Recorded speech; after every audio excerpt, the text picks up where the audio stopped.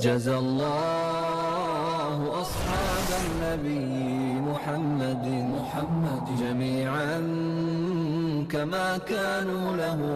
جزى الله أصحاب النبي محمد جميعا كما كانوا له خير. جزى الله أصحاب النبي محمد جميعا كما كانوا له خير.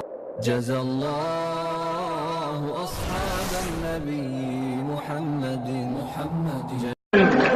أني أريد أن أثبت أن عائشة بنت أبي بكر اليوم في النار، بل هي في قعر جهنم.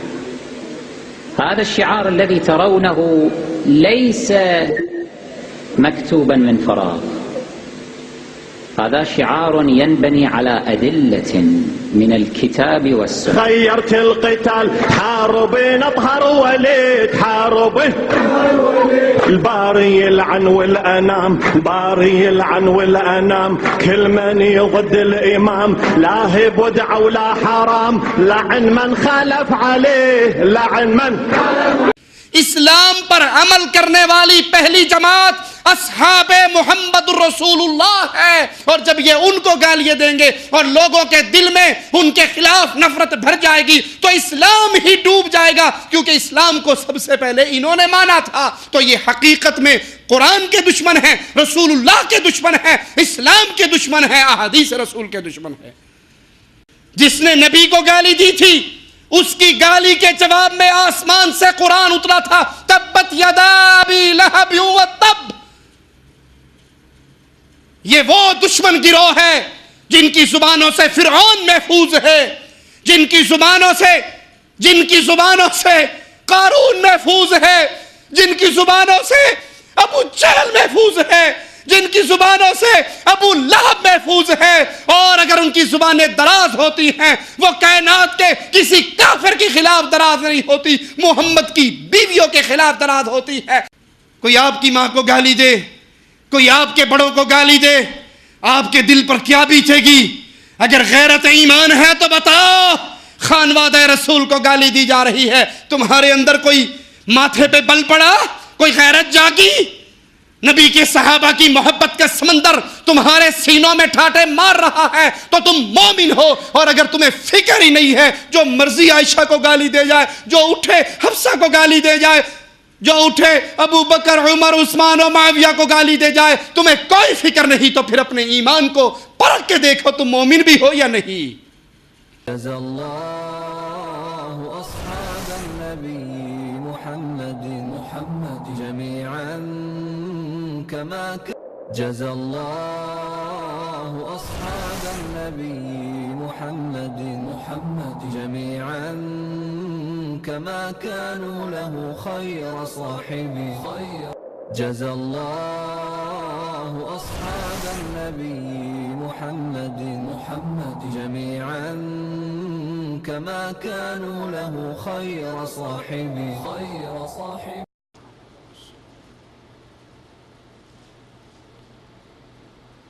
إن الحمد لله نحمده ونصلي على رسوله الكريم. أعوذ بالله من الشيطان الرجيم. بسم الله الرحمن الرحيم. وما كان لكم أن تؤذوا رسول الله ولا تنكحوا أزواجه من بعده أبدا إن ذلكم كان عند الله عظيما.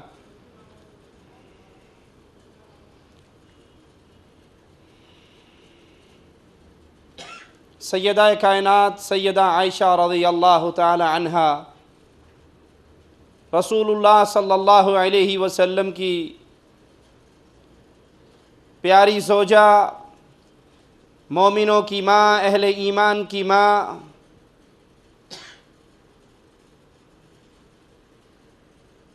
جن سے روایت بیان کرنے والے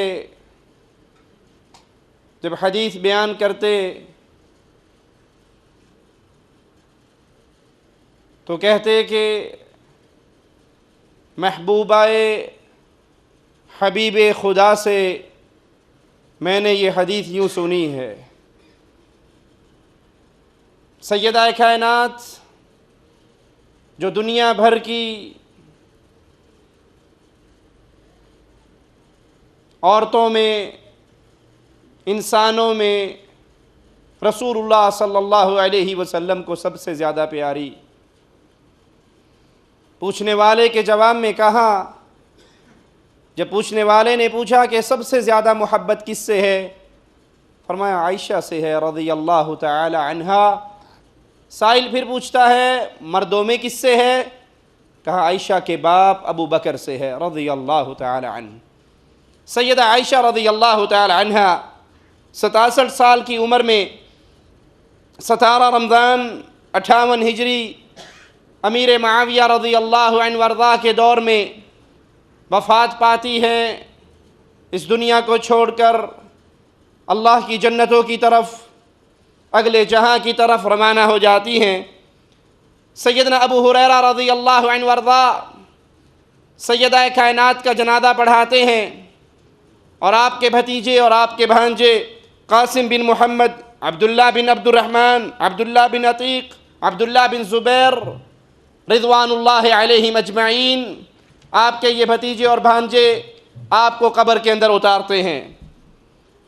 سیدہ عائشہ رضی اللہ تعالی عنہا کا علمی دنیا میں ایک بہت بڑا مقام، بہت بڑا نام۔ ابو موسیٰ اشعری فرماتے ہیں ما اشکل علینا حدیث قط،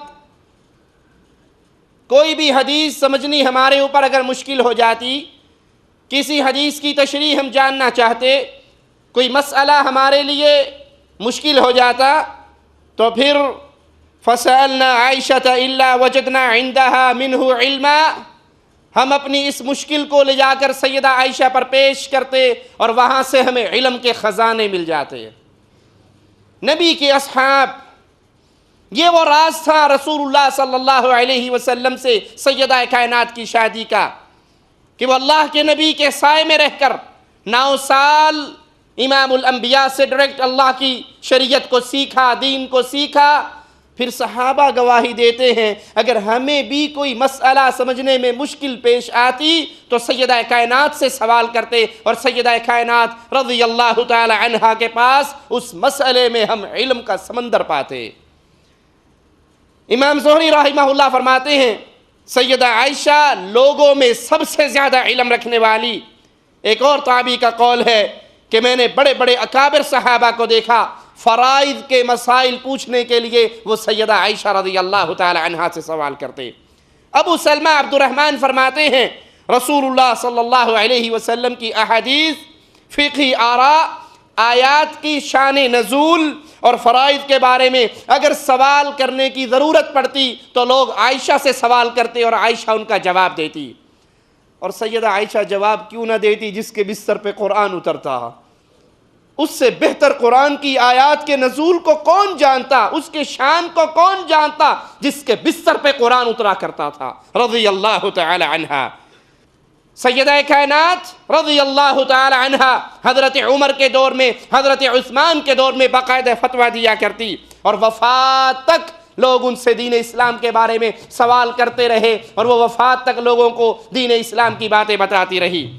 امام زہری فرماتے ہیں اگر دنیا کی تمام عورتوں کا، تمام ازواج مطہرات کا، بلکہ تمام مسلمان عورتوں کا علم اگر جمع کیا جائے اور اس کے مقابلے میں سیدہ کائنات کا علم جمع کیا جائے تو سیدہ عائشہ کا علم تمام عورتوں کے علم سے زیادہ تھا۔ آپ کی تمام ازواج اور تمام مسلمان عورتوں کا علم ایک پلڑے میں ہو۔ ابو بکر کی بیٹی، رسول اللہ صلی اللہ علیہ وسلم کی چہیتی زوجہ سیدہ عائشہ رضی اللہ تعالی عنہا کا علم ایک پلڑے میں ہو تو عائشہ کے علم کا پلڑا سب عورتوں پر بھاری رہے گا، کیونکہ عائشہ رضی اللہ تعالی عنہا نے براہ راست رسول اللہ صلی اللہ علیہ وسلم سے بہت ساری احادیث روایت کی۔ اللہ کے نبی کے علاوہ سیدہ عائشہ نے ابو بکر سے، عمر، حمزہ، سعد بن ابی وقاص اور سیدہ فاطمہ زہرا رضی اللہ تعالی عنہا سے روایت کی۔ ان جلیل القدر بڑے بڑے صحابہ سے حضرت عائشہ روایت کرتی ہیں۔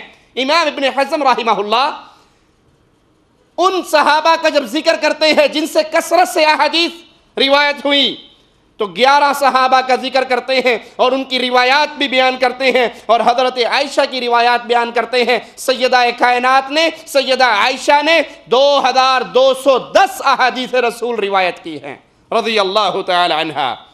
آپ بڑے بڑے فقہاء صحابہ میں آپ کا شمار ہوتا، اور صحابہ دینی مسائل پوچھنے کے لیے آپ کی طرف رجوع کرتے۔ 24 صحابہ نے حضرت عائشہ سے احادیث روایت کی، 62 تابعین جو صحابہ کے شاگرد تھے، 24 صحابہ نے حضرت عائشہ سے حدیث سنی اور روایت کی، اور 62 تابعین نے، صحابہ کے باقی شاگردوں نے سیدہ عائشہ رضی اللہ تعالی عنہا سے احادیث روایت کری۔ حافظ ابن حجر رحمہ اللہ حضرت عائشہ کے شاگردوں کا اور آپ سے روایت کرنے والوں کا جب نام لکھتے ہیں، اس فہرست کو لکھنے کے بعد آخر میں لکھتے ہیں وَخَلْقٌ كَثِيرٌ، یہ نام تو میں نے بیان کر دیے، اور ایک بہت بڑی تعداد ہے، ایک بہت بڑی مخلوق ہے اللہ کی، اللہ کے نبی کے اصحاب، ان صحابہ کے شاگرد، وہ تابعین جو حضرت عائشہ سے روایت کرتے تھے، ایک بہت بڑی جماعت تھی جو حضرت عائشہ سے دین کو سیکھتی تھی، دین کو سنتی تھی، دین کے مسائل یاد کرتی تھی، رسول اللہ کی حدیثیں سنتی تھی اور اس کو پھر آگے بیان کرتی تھی۔ بنت صدیق کی شان کا کیا کہنا، سیدہ عائشہ رضی اللہ تعالی عنہا کے مقام کا کیا کہنا۔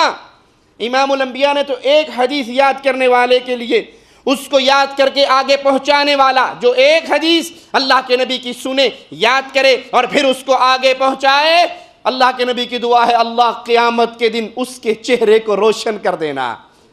اور سیدہ کائنات کے بارے میں کیا کہیں گے، جس نے صحابہ کو بھی احادیث سنائی، ان کے شاگردوں کو بھی احادیث سنائی، اور ایک بہت بڑی تعداد حضرت عائشہ رضی اللہ تعالی عنہا سے احادیث سنتی۔